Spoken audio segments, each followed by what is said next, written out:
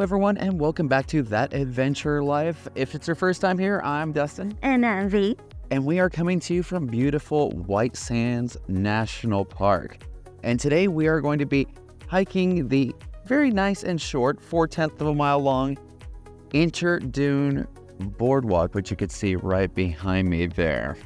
It is, yeah, as Dustin mentioned, it's a very short hike. It's 0.4 miles round trip, and it's flat because you'll be walking on a boardwalk that go over all the sand, all the dunes, so you don't have to do that going up and down the dunes. So it's perfect for if you just want like a leisurely stroll, or if you need, it is wheelchair accessible too, but it gives you like a good glimpse of the park.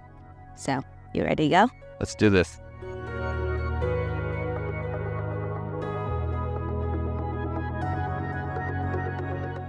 Even though at 4/10 of a mile, it may be slightly difficult to consider this a hike, this is the easiest as well as the only accessible trail in the entire park.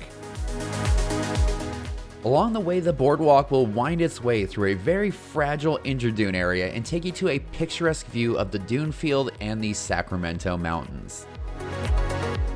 You will find cyanobacteria here, which is a living soil, so it's really important that you do not step off of the boardwalk. Cyanobacteria is really important here because it provides nitrogen to the plants and it helps protect the landscape from erosion. If walking longer distances is challenging for you, or if you want to just stop and take a break and enjoy the environment, there are some benches along the way. Even though this is a very short trail, if you're visiting during the warmer months, you're still going to want to bring some water.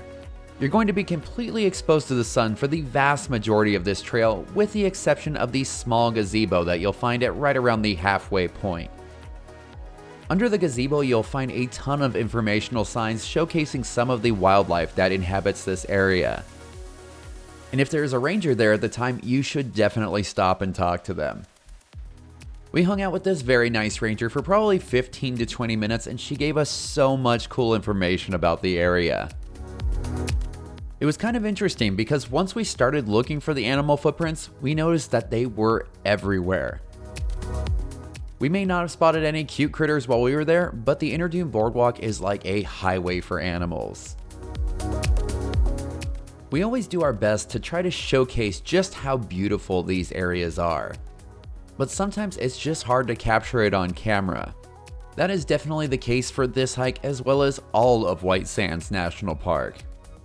When you mix the pure white sand with the blue sky, it feels like you're on a whole nother planet. We have now reached the furthest point of the trail. Here you'll find more awesome informational signs as well as a view that stretches on for miles. What you are looking at is the world's largest gypsum dune field. This park is also home to gypsum hearth mounds, which are found nowhere else on the entire planet. And that's not where White Sands National Park's records stop, because this park is also home to the globe's largest collection of Ice Age fossilized footprints. And some of these tell the story of human existence here over 20,000 years ago. With that in mind, if you decide to visit the park, please be sure to clean up after yourself and leave the park looking even better than you found it. And that is going to do it for the Interdune Boardwalk. It was extremely short, but really nice. Nice little stroll. Yeah, it's very short, but it's kind of cool if you, trying to learn all the information about the dunes. And it's if there's a ranger there, make sure you stop and talk to them. You can learn so much information about this place. Yeah, the lady out there was just brilliant, and we got to learn about giant 10-foot sloths and it's pretty cool because there are panels that show you different types of footprints, and you can actually see those tiny little footprints on the sand. And then you can be like, oh yeah, that's a kit fox or whatever. Like, we're not very good with footprints, but it was really cool. The signs definitely help, but it's retaining that information that's we'll have to work on. And yeah, like I'm sure you saw our video of the footprint on there. So we challenge you to go to White Sands National Park and see if you can find some cool footprints. Absolutely. Right. If you find them, or if you've seen them before, you can leave us a comment below. Yeah. So we'll see you in the next video.